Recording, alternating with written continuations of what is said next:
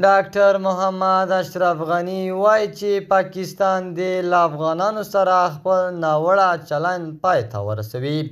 په سلامونو مو هرکلی کوم د AFG نیوز چینل قدرمنو لیدونکو، سلام، ستړي مه شئ، وخت مو په خیر. پام مو راګرځوم د دې ساعت تازه او مهم خبر ته، او په سر کې یادونه کوم ملګرو که مو چینل نه وي سبسکرایب کړی، د تازه او مهمو خبرونو لپاره در سره AFG نیوز چینل په درنښت سره سبسکرایب کړئ.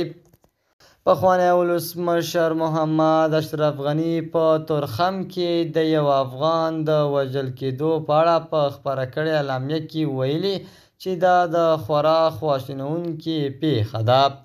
د ده په خبره پاکستان په وروستیو کې په سپین بولدک او تورخم کې له افغانانو سره خورا ناوړه چلند پیل کړی دی چې د هیڅ لوري په ګټه نه ده. هغه پر پاکستاني لوري غږ کړی چې د افغانانو په وړاندې خپلو ناوړه کړنو ته د پای ټکی کېږدي او په وینا یې د ورورګلوۍ لار دې خپله کړي. هغه د نوي حکومت پر مشرتابه هم غږ کړی چې افغانانو ته د ښه ژوند زمینه برابره کړي، خو دوی پردیو هیوادونو ته تګ ته اړ نه شي. د افغانستان مخکینی ولسمشر محمد اشرف غني تېره ورځ په خپل غږیزه وینا کې چې د هغه پر فیسبوک پاڼه خپره شوې ده، هغه ویل جبر افغانستان ته ثبات نشي راوستلی.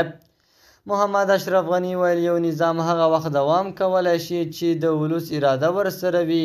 دغه راز یې په افغانستان کې د ملي یووالي پر ټینګښت هم ټینګار وکړ.